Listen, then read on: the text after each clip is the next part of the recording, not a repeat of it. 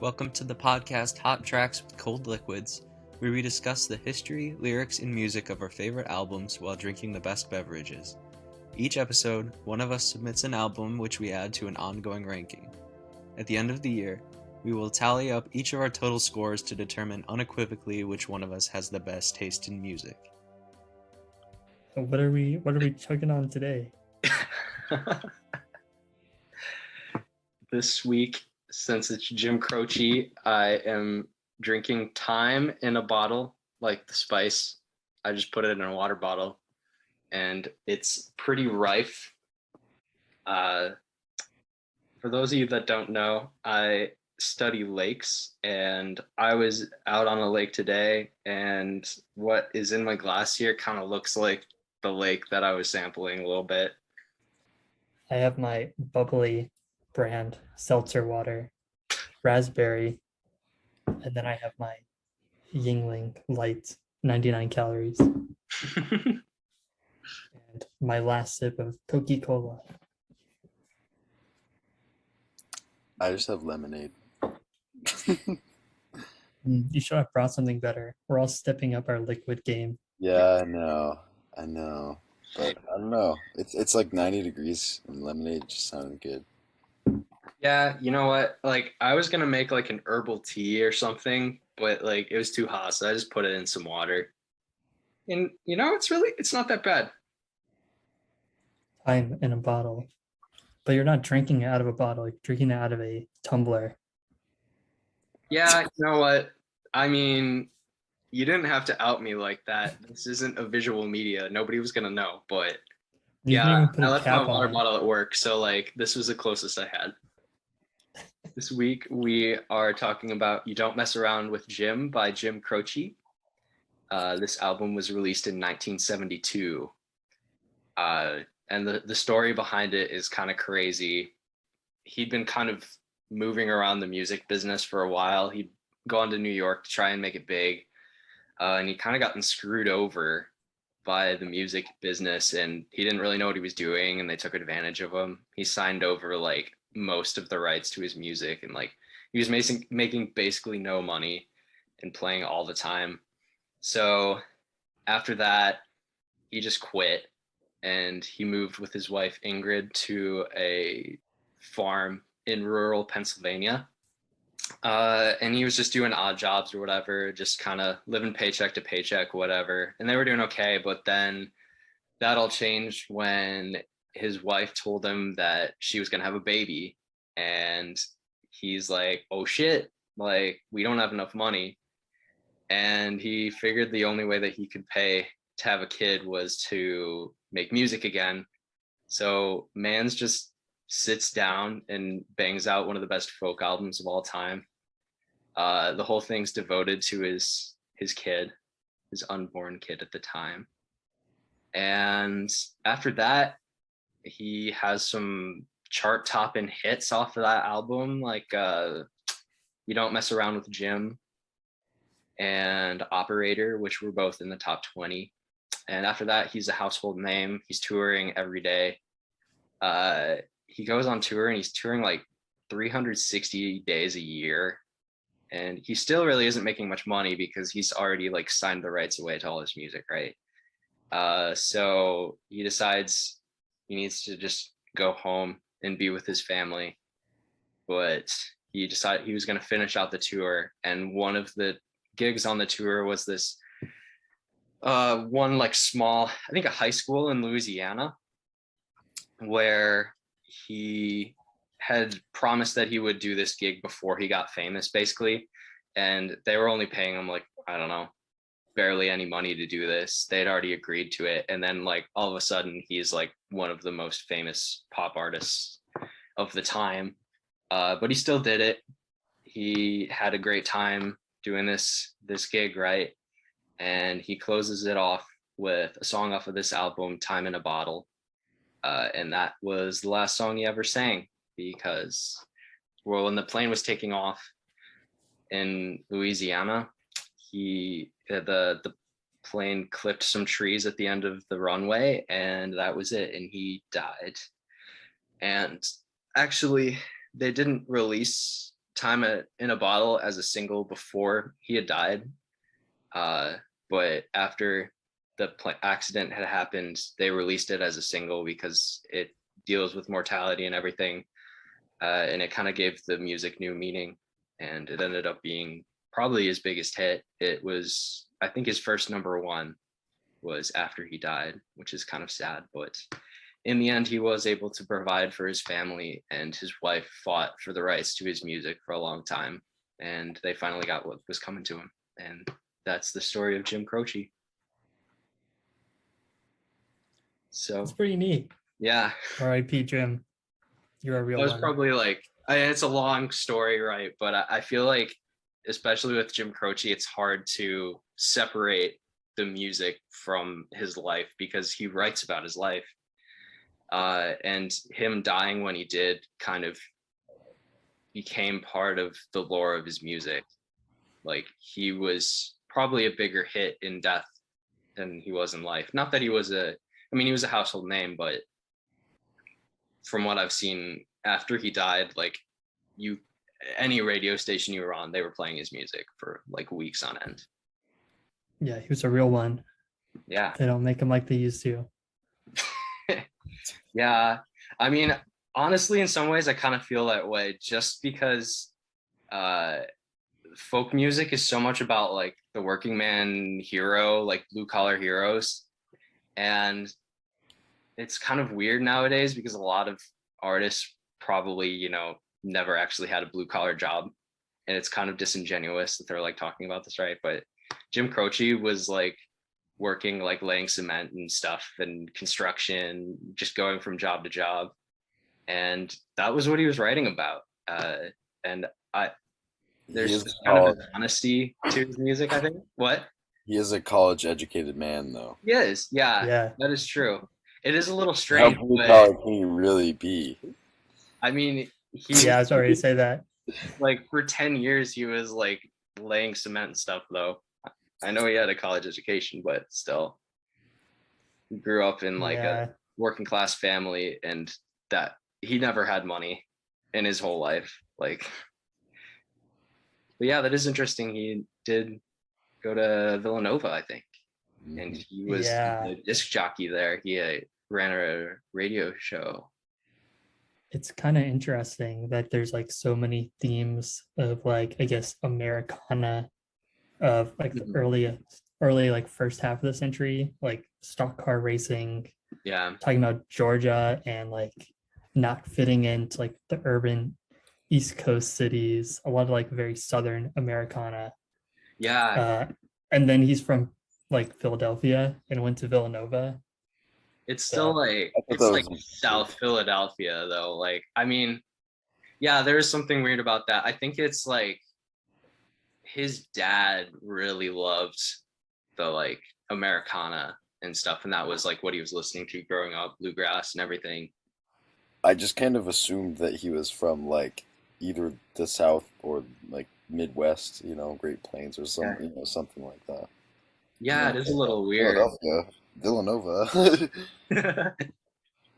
I feel like Pennsylvania is kind of the Midwest of the East Coast a little bit. Like, if he was going to be from the East Coast, like, that makes sense. He's from Philadelphia. Yeah, which is not even close. He's from like Diet New York. Yeah.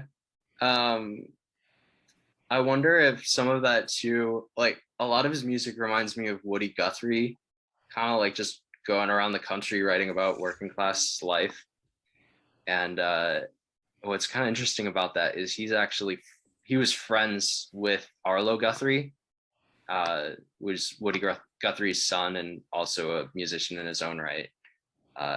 And when they were living in rural Pennsylvania, Arlo Guthrie would like come over. They'd have like parties with all these like other folk rockers and stuff and just hang out on Friday nights, which sounds awesome. I want to go to that, but alas. Yeah, I thought it was kind of interesting because like I wasn't really aware of him before listening to this album. Mm-hmm. And I kind of thought about like how he's been overshadowed. almost 50 years, if not 50 years, since the album was released, and he just hasn't really stayed in the same way as other like folk rock singer songwriters at the time, Yeah. like Van Morrison, Paul Simon, Cat Stevens, and like you could argue the Grateful Dead and like Jethro Tull were all like making pretty similar music in the early 70s. hmm And I don't think I don't think this album necessarily like stands up to some of their best, but Really. regardless, they have just like a lot more staying power. People still know who like Van Morrison and Paul Simon are. Sure. Yeah, I could have easily picked one of those albums from that era that kind of have that same vibe. I feel like this one's my favorite, and part of the reason I wanted to do it was like to figure out why, I guess. But Yeah, I think like his death really is like a factor in it, yeah, where like all of them are very much still alive. No, I don't think. I think one of them died. Probably. They're all yeah, old. probably, but they probably didn't die in 1973 at the height of their popularity, you know. It's like hard to say what he would have done afterwards. Yeah, and I guess like Paul Simon didn't write some of his best albums until later. Van Mhm. Morrison was not writing it. Yeah, and just kind of like I think listening to his other albums too, they're all at about this level of quality. Uh, with Jim Croce, I feel like what you hear is what you get. Like it's good. He has a nice singing voice. The songs are interesting. The guitar work is pretty good.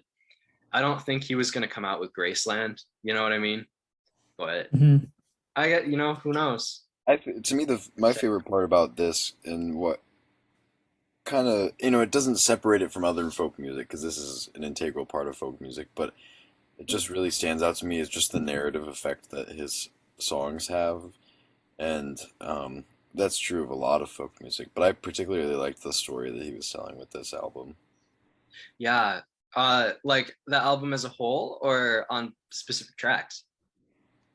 Well, yeah, it's more track to track, it's not Mhm. like generally, Yeah. or it's not just one giant story, but like yeah, on track to track, just each song kind of has a narrative, which is common in folk music, but I enjoyed all of the stories he was telling on this album. Yeah. He is pretty great that way. I think personally, like my favorite was um, on New York's Not My Home. It was you could tell that it was a very like personal narrative, and Yeah. definitely about him. Same with on Box Number 10, I believe. He was like, yeah, that's I think he even says, oh, and that's boy from Southern Illinois is me, which Right. I don't think he's from Southern Illinois, but No. replace Southern Illinois with or Illinois with Philadelphia, and it's Yeah. could be about him. So Yeah. I feel like a lot of the songs in this album, he's writing about himself. And it is a little strange that he's like from Philadelphia writing Americana and stuff, but kind of works. And he's still like working class his whole life, living paycheck to paycheck. And there's just kind of an honesty to his music. I feel like pretty much every song in this album is like when you read his biography, like, oh, that's where this came from, right? Which is pretty cool and hard to do too as a songwriter to write something that personal. Yeah, what else did you guys like about this album? Yeah, I think it's more of like a singles album. The Mm, singles are a lot stronger than like a cohesive album. I don't know if there's much of like a thematic through line between all of them. mhm. Like Rapid Roy, it's about stock car racing, and like New York's Not My Home don't really feel that similar to me. Uh-huh. I like a good portion of the tracks, but I think it's just not that kind of album. One that has like, well, I guess concept albums weren't really in vogue at the time. They really Yeah. became like more of a thing in the 70s, 80s, Mhm. 90s, so on and so forth. Yeah. I think And really not like even it's not even that they're not a thing. It's just in folk music that's generally the vibe. Like you think about most Bob Dylan albums have, there's a couple songs on there are great, and then it's like the rest of it's, Bob Dylan singing in a raspy Mm, voice over the three chords, which is great, but you know what I mean? Like I think that's pretty yeah, common in folk music. Well, actually, that's a fair point. kind of interesting is what people consider is probably the first concept album was actually a folk album. Was Woody Guthrie, the Dust Bowl Ballads.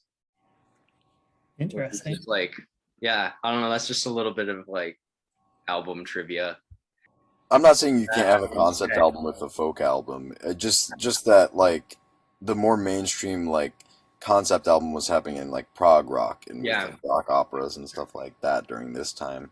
Yeah, not even that. I mean, the Beach Boys' Pet Sounds is definitely a concept album. hmm Maybe not a story, but there's like thematic through lines between all the songs. And I just don't really necessarily see it here. And that's not a bad thing. I mean, I'm not gonna eat a burger and wish it was a steak. Maybe that's a burger is kind of a steak, but ground up. But not the best analogy. Maybe a carrot or something. Yeah. Whatever. I do It think is what it there are is. some through lines though. I feel like there's a lot of nostalgia and some optimism too, like looking to the future. Maybe not every song fits into that category, but there are like a couple that do. There's a couple songs about trying to make it big and failing. He definitely disses the city life quite a bit, I think. I thought it was really cool learning that he actually did try to live in New York City and hated it and left. That made that song just make a lot more sense. Yeah. I will say the other thing, I think this album is more cohesive in terms of like I really enjoy listening to all the songs on it. Mhm. And I could just play the whole album and I was generally content throughout the whole album. And like a lot of other folk albums, Yeah. it's hard to do that with. And so like I enjoyed that. It definitely, yeah. Part of that's got to be it's only like 30-ish minutes long, but Yeah. they did a good job selecting the tracks and everything, and track order is good too. I think one of my favorite things about this album is I love it's kind of silly, but I love the major 7 chords. Like I feel like half of these songs are opening with like just a major 7 chord on a guitar, and they're really pretty. I just love that sound. Yeah, it's interesting because it's, parts of this album are more bluesy. mhm. And so it's interesting kind of having all those major 7 chords as opposed to the dominant 7s. And Yeah. but yeah, I love the guitar work. It reminds me a lot of the Grateful Dead. Some of the harmonies that they incorporate with like multiple guitars. There's a couple songs in this album that I was like, that could be the guitar work on it could be a Grateful Dead song. Yeah, totally. There's a couple like multi-track guitar songs, like probably even like 2 or 3 guitars. Yeah, that's one of my favorite things too, like Operator and Time in a Bottle. And yeah, there's just something about I was like watching the behind the music about Jim Croce, and one thing that his wife said was that he always had a guitar in his hand, and that just kind of makes sense because he's Yeah. just flows so effortlessly. I really enjoy anytime there was like a little bluesy feel on this album, I think was a breath of fresh air from just like general folkiness. Mhm. And I really enjoyed, especially on Rapid Roy, it's got a nice lick at the beginning that kind of gives you because like you just and it's right after Time in a Bottle, so you're kind of like, man, I'm kind of sad now, and then it's like dung dung dung, and you're like, yeah. I actually wrote about that exact thing in my notes because it's like giving you an existential crisis. It's like, here's a song about stock car racing. Like, I just love that. And I think that keeps just happening in this album where a song will be like really depressing and reminiscent, and then it'll just be like really fun too. And it kind of has all of that. And it reflects on his life, I think, too, because he had a really hard life. He died when he was 30, but if you look at pictures of him, you wouldn't think it because he's got just like these lines on his face. He looks so old. And I guess, he's just working Yeah. hard jobs and he's stressed out. I guess that's it. But he always had an optimism too. Uh, and that really comes through in his music. And I love that. I think that was part of what drew me to this album because I started listening to it like right before the pandemic started. And then, so while everything was going on, I was still listening to it too. And things were really, really rough in there. But some songs like Tomorrow's Gonna Be a Brighter Day, it's kind of sounds schmaltzy, but that like that was really helpful for me because it was hard times, I like as I was listening to the album, there were a couple songs where I was like, where have I heard this before? Mhm. And I actually went on the Wikipedia pages to try and figure out like what movie it was from, and I couldn't figure it out. Really. So yeah, I just didn't know where I had heard it, but like Time in a Bottle, I think Time Mess in a Around with Bottle's in a Jim. lot. I think Time in a Bottle's in a lot of movies. Well, I did research that, and it was actually in The Muppets, and they did a fantastic adaptation of the song that really was fantastic and masterful. So Yeah. like there's this scientist and he makes time in a bottle and he drinks it and he gets younger and then he drinks it again and he becomes older again. It's a Muppet, of course. This isn't a real guy. I I was just worried wanted to for a preface second. that.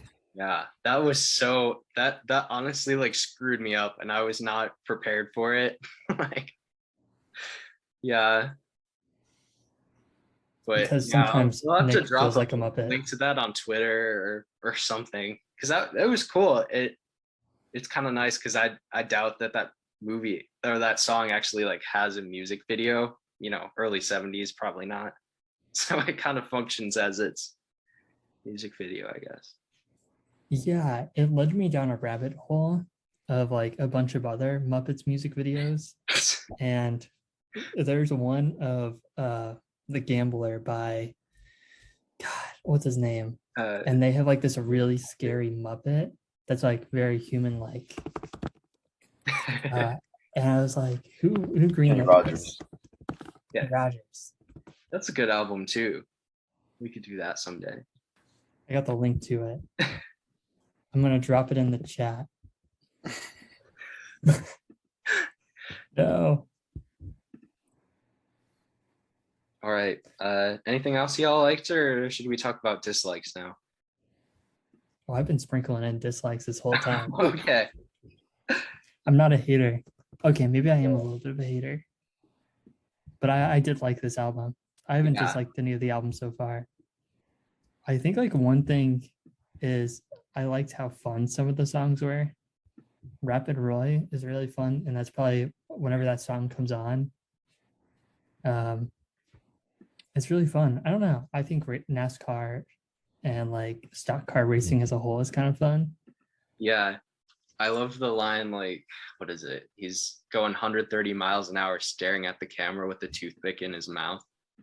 I just love that image of this like cool dude just like zooming by. Yeah, I like the Really flow fun. to his singing. Hmm. It's really fun, you know? I think he's got a great singing voice too. Yeah, and not a lot of folk singers of this era have the best singing voices. At So I was Bob Dylan. surprised. I do like how bad his voice is, Bob Dylan, but it is like a total 180. I don't know. And I think what's kind of cool is I heard like some recordings of him when he was like 16, and he sounds exactly the same. Like he just had that like just velvet voice always. So I don't think so he looked old for Yeah. 30 by our standards. Yeah. But also they didn't invent like skincare routines and like we didn't have the idea of like wearing sunscreen. So people just looked older.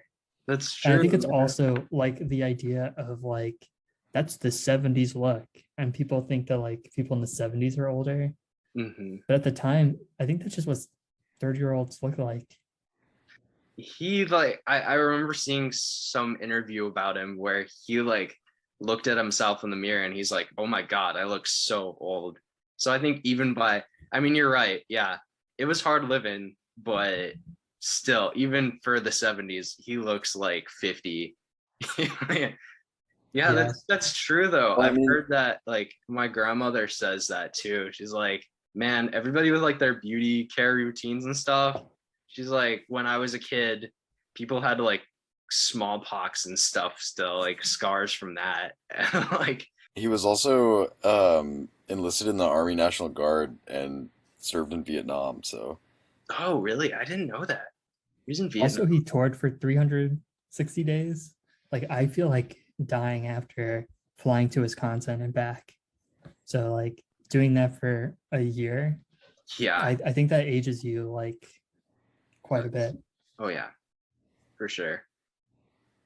Not to mention he was doing like hard labor and odd jobs in between and whatever stuff. my favorite quote from him, I think, that I read was he was talking about his time in the service, and apparently he had to go through basic training multiple times.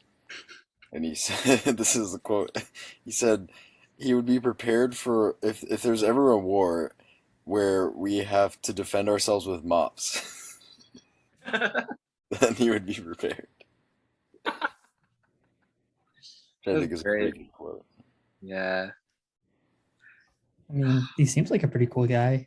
He seems like the kind of guy that if he had gotten to live to old age, that people would be like, oh, he's such a sweetheart. Probably would have loved the run that Villanova basketball is doing right now. Yeah. He was only like a couple years off, I think, from Villanova. It was like 10 years. Never mind. Yeah. Yeah, 85 is when Villanova won their first championship. So he was only 12 years off. And as like a working class American who really probably had school spirit, he would have loved to see his team take the natty Yeah. multiple times. I think the one thing that I dislike about this album is sometimes I think the lyrics are a little bit too plain.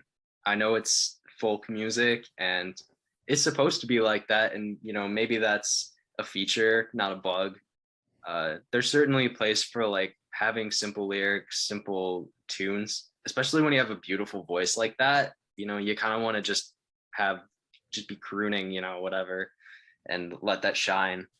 But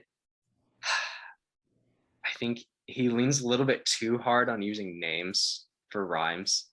Like, my least favorite line in the whole album, I think, is Friday night, feeling right. I head out on the street. Standing in the doorway was a dealer known as Pete. Like, he couldn't think of a rhyme for street, and he had to like rhyme it with Pete. And he does that like all the time. That's like the one thing it bugs me.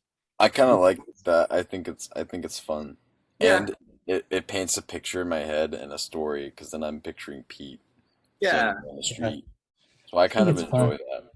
I see what you mean. And in some aspects, I really like that. He's just telling like a fun, folky story, right? And I don't know, but really couldn't think of a better rhyme for street. I mean, how many words rhyme with street? You know what I mean?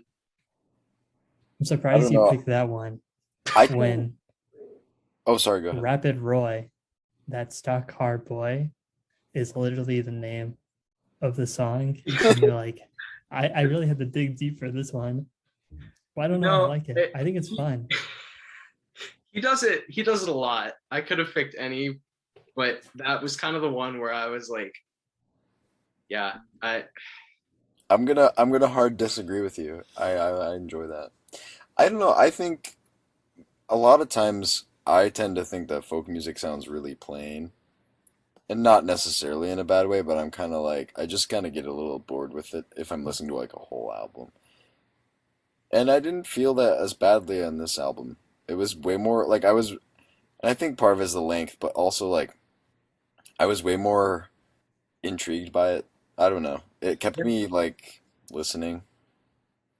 I think part of that is they do a really good job with the sequencing on this one. There will be like a very melodramatic, nostalgic, minor chord song where he's like thinking about the past. And then the next track will be like just a fun song and they're doing like some blues stuff. And it really mixes it up quite a bit. And I think if you'd like had them in the wrong order, it might have started to drag on a little bit. Yeah, that's where I think towards the end of this album, I think if I had to pick one weakness about this album, I think it like really is a little bit middle heavy. Um, like all of the, probably all of what's widely considered the best tracks on this album Yeah. are like 5, 6, 7, 8th track on the album. Yeah. Except for You Don't Mess Around with Jim. The last, I like box number 10, but it's definitely not like, a commercial hit. But then also like, I think like the last 3 tracks in the album are just like a little less caliber than the previous 4 tracks, and it's kind of it drags off a little, like it drags a little at the end. But I enjoy box number 10 though. Yeah, that's a good one. Yeah, I didn't even realize how middle heavy the album is until I just looked at the song list.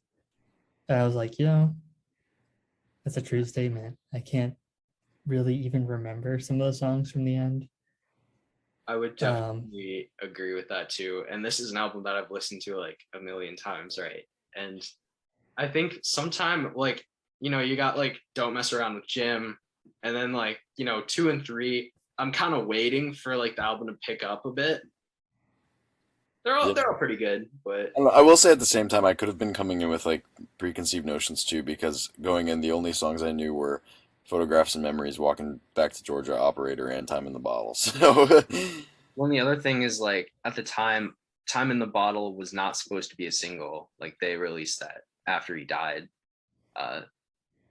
which might have kind of given a view as like, oh, they thought this was like a middle track, and maybe they were just kind of wrong about which ones would be the singles, be the most popular. I mean, yeah, I don't know, because like I will say, You Don't Mess Around with Jim it's a banger, yeah, that was definitely supposed to be the single.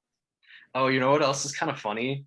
And if you were wondering about the album cover, that's a picture of Jim like in the outhouse at his house outside Philadelphia, the farmhouse, which I never even thought about. But then now it's like you can't unsee it because it's totally just like an outhouse window. Also, You Don't Mess Around with Jim is full of references to New York City, specifically Manhattan, 42nd Street, the Bowery, right in the beginning. I thought it was like the south side of Chicago. Or am I thinking of Leroy Brown? I think you're thinking Leroy Brown. Oh, okay. Yeah. And well, also, I feel like people always like to point out, like, kind of like the fun fact is like, oh, they're not, like, Jim is not referring to Jim Croce. But, like, I don't know. I feel like it's kind of, like, still, like, he's still talking about himself, even though it's a narrative about another person. I'm still kind of like, I don't know. I think he's kind of still talking about himself.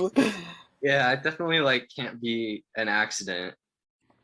Yeah, especially given the, like, context of what was going on in his life at the time, where he's getting, like, swindled by execs at record companies and stuff. Mm-hmm. And this was, like, his comeback. At least that's what his wife said. So The Lone Ranger is a very dated reference. Yeah. And never mind, it had a movie that was 50-year-old flop. It's relevant now though, because the Johnny Depp trial. Which this is immediately going to be dated in the future. I single-handedly just dated it. Yeah, people will be listening to it generations to come, confused. And what else should we reference from the year 2022, specifically May 11th? It's really hot out today. Or do you want to make any references about the future that will or will not come true? Oh man, can you believe that Ireland is gonna be unified by 2024? That's my prediction. I think the Bears are gonna win the Super Bowl. Um, I was going to think of something unrealistic, but that's even more unrealistic. I was going to say the Bucks win, but maybe that's a little too realistic. Oh yeah, that's right. They're playing to get that could be dated. Yeah. They're what? That probably already started. It's tied 2-2. And Okay. a lot of basketball references being made in this episode. Yeah, Jim would have loved basketball. Yeah. He would Too have bad it loved- wasn't invented until after he died. He would have loved to see Larry Bird and Magic Johnson go at it in the NCAA finals. He probably would have written a song about it. All right, are you guys ready Yeah. to get into our hot and cold tracks? Yeah. Yeah. Sure. Do you want to start us out? Yeah, sure. I'll go first. Okay, so I think, yeah, this was a tough one, but I went with Time in a Bottle. I have a lot of like connection with that one. There was like one day in like the late spring in 2020 where I was like done with my work and I didn't really have anything to do. And I'd been listening to that album a lot. And I just like went outside because it was a nice day. And I found like a YouTube video instruction on like how to play that song. And I was just sitting in the grass and I was out there for like an hour and my legs got all sweaty from like where the guitar was on my leg. I don't know, it's just really fun, especially because a lot of the days of like the pandemic just kind of blurred together. But I remember that one really distinctly for some reason. And it was very important to me at the time, I guess, because with my asthma, I was really worried during the pandemic, like what would happen if I got sick. And I'd never really thought about death like that before, I guess. Like it felt a little more real. And to have like a song that deals with mortality so well at that time, that just really helped me through that part of my life. And just kind of the sweet message of like, yeah, we're all gonna die, but you can spend time with the people you love, and that's the best you can do. Yeah, so that meant a lot to me. So I had to pick that for my favorite track. There was also that time you got trapped in a life-size bottle. Yeah, you got trapped in a giant glass bottle. Yeah, that's probably what you're also reminiscing about. Right. Yeah, I would say my favorite track was You Don't Mess Around with Jim. I think it is a really strong beginning to the album. I think it's really catchy. I listen whenever we pick one of these albums, I end up listening to it like almost 20 times over the 2-week period and got me into the mood to listen to 32 minutes of folk music. I think the lyrics are pretty good. They're pretty funny, I think, in some parts. The chorus is like pretty memorable. Despite listening to the albums for 20 times maybe, sometimes I don't know all the lyrics, but I think I actually do know quite a bit of the lyrics of the song. Also, there's a Lone Rangers reference, and I just think it's kind of funny to be like, whenever that was like a big cultural touch point. Yeah. How about you, Max? Yeah, my favorite, I think I'm gonna go with New York's Not My Home. Because I feel like we've all had those days where you're like, if you've lived in any size city, that you just like do not want to be there, at least for that day, and either like you're stuck in traffic or you like I don't know, you just don't want to be in the city anymore, even for like a day. You just kind of like, and Yeah. so I feel like that one, to me, I like empathized with it the most. I was like, yeah, because I live in a small city and I can't even imagine living in New York because I would also get really lonely probably and Yeah. not like it. So, especially because you hear all these like people who like, you know, oh, I got to move to the big city and get, make it big and all this. And he's like, no, it Yeah. sucks. Yeah, you're right. And there's just something super isolating about like there's some line in there where he's talking about how there's people all around, but he feels more alone than he's ever felt in his life. And there's something really isolating about just being surrounded by people you don't know. Uh, this was actually my least favorite song on the album. Really? I thought the chorus was the most obnoxious, and I really did not like it. Huh. I didn't like the way his voice. I didn't like the why can't I think of the word? The flow, I guess. Like it's a verse on a rap track. But I just did not like it. Maybe I just don't relate to hating like big cities in the same way. I don't know. I also thought the guitars were really pretty in it. I don't know. I also just generally liked a lot of the songs overall. So it isn't like I hated it. I think I just had to pick one. Yeah. And this is the song that I wanted to skip the most. Mm. My least favorite on the album is probably a long time ago. Not really, but not really for any particular reason. I just thought it was kind of slow and it was kind of boring, and I was just kind of like meh. And it's like 2 minutes and 20 seconds long or something like that, and it's just kind of like it's just a little more forgettable, I think. Um, There's some kind of like creepy lines in that a little bit. Like, not really. For one thing, it's like 50 years old too. Uh, yeah, I don't know. I don't think it ages that well. But that's just me. My least favorite track though is Hard Time Losing Man. Yeah, same here, it's hard to pick. I feel like it's pretty solid all the way through. And it's a short album, so it's like there isn't much like fat to cut. But like you were saying before, Austin, like this album's pretty middle heavy. And when I'm listening to this track, I'm sort of like anticipating the run with like Operator and Time in a Bottle. Uh, if I yeah, would skip anything, it'd probably be something at the beginning like that. I almost picked Hard Time Losing Man, but then I was kind of like, it's kind of catchy. It So is.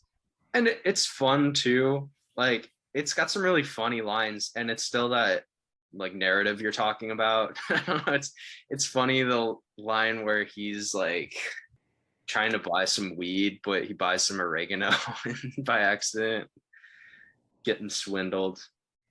Yeah, but yeah, if I had to pick one, that's probably the one. All right. what are I'm our surprised we didn't talk about some other tracks at all.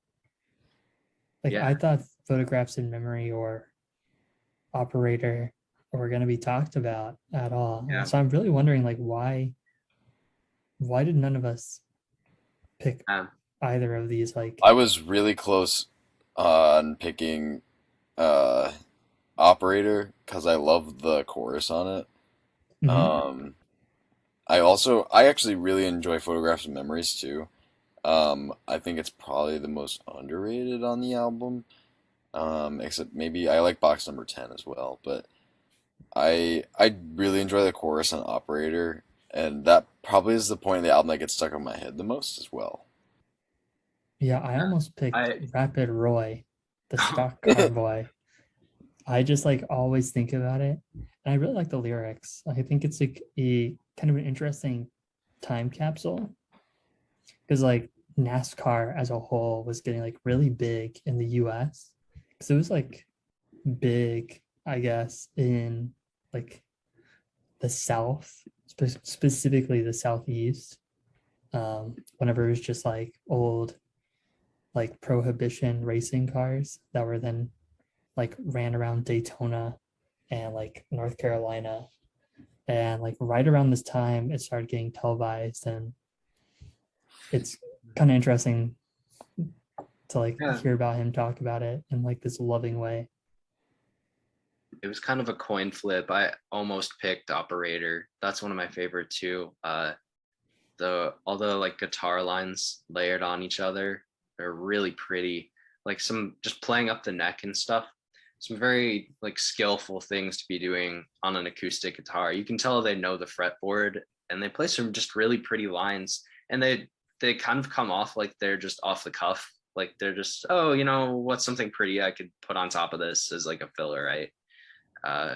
That's just really pretty. Yeah, I wanted to give some credit to Maury Mulesin. I'm not sure how to pronounce his name, unfortunately, but he was doing a lot of the like lead acoustic work on this album. And Yeah. sadly, he also died in that plane crash with Jim Croce. I think it killed 5 people, other people that he was like touring with and stuff. Is really sad because he, doesn't have the level of acclaim that even Jim Croce has, but clearly very good guitarist. So Where does this album rank for you guys in our rankings? It's going at the bottom for me, I want to be honest. Really? Damn. I think that like, so last episode I said I would never listen to Doolittle again. And I've already listened to Doolittle again, and it's now, I think it's actually becoming pretty tight between Vampire Weekend and Doolittle. Really? Give it some time, man. Give it some time. It's one of those where it's like, I almost want to recant and say that I agree with Max that Mr. Greaves is the best song, I'm telling you, man, it's so catchy. but I did really like this though. Maybe I would give it like a 7 or an 8 out of 10. Yeah, I But- like it. It's gonna be number 3 for me too. There's elements of it that are closer to like Vampire Weekend. I'm like, it could beat it out. But then if I go back, like if I'm scrolling through I saved this album to my favorite albums, but like if I'm scrolling through, I'm picking Vampire Weekend over this. Yeah. Yeah, I think like another factor for me is like, if I'm listening to a folk album, what am I going to listen to? Am I going to listen to like Highway 61 Revisited, or like Crosby, Stills, Nash and Young. That's my Yeah. go-to folk album. or like Van Morrison, Oh, yeah. or even like something more modern, like I guess Fleet Foxes, or Sure. I don't know. Yeah. But it is good, and I am happy that I did listen to it. Mhm. And it isn't like, I don't know. We haven't Yeah. gone to the bad album yet, I guess. But we're only 3 Yeah. I guess we'll see where it pans out in the end. Yeah, I think it'll. I respect that. I think part of this album for me was just like I have very like emotional attachments to it too, which is a valid thing. You're gonna like make memories like that with music, with good music, and it's kind of hard to like give that to somebody else, right? I think that's fair. It's a solid album. It's definitely one of my favorites, but if it's not for everybody, there's definitely I would say it's up there with those other folk albums you're talking about, but I can see why you'd like those better. Sure. I'm gonna put this in the number 2 spot of 3 and behind Vampire Weekends. Yeah, I think eventually, like once we do like 20 albums, I think this will end up somewhere like middle bottom, like somewhere in there. But like as of right now, I'm like, it's just not as good as the other 2 we've done. That's all right. But it's also hard to compare. Yeah. Like this is so different from Doolittle, Yeah. especially, but also even just Vampire Weekend, because it's like Vampire Weekend is, over 30 years after, right? So Yeah. And that was part of why I wanted to do this, was to just do something like different, like see what happens if we do like a folk album, right? Yeah. Yeah. But that means I'm winning Actually, that means with my Yeah. calculation, I don't know, man. You picked like probably your favorite album of all time, or one of your favorite albums of all no, time. this is not even my top 15, bro. Really? Yeah. Well, okay. I guess you picked your favorite I'll artist. just have to. This one was for me, but next time I'll have to pick something I know you guys are gonna like. Yeah, Doolittle was my sleeper pick, so y'all better get ready. All right. Yeah, I guess I'm coming from behind now then. Man, I can't believe it was number 3 for both of you though. Ow. Hey, I don't know Pick how the I'm ever gonna player. get this trophy. Oh yeah, we haven't said anything about the trophy yet. I made I painted some vinyl that I got at Goodwill with like it says like best taste in music on it, and it's looking pretty dope. We're gonna like frame it and everything, and at the end of the year, one of us will get to keep it. Yeah, I gotta find well, I don't have an apartment right now, but whenever I am not legally homeless, I gotta find a nice wall to put it on. I already had a clear space, so.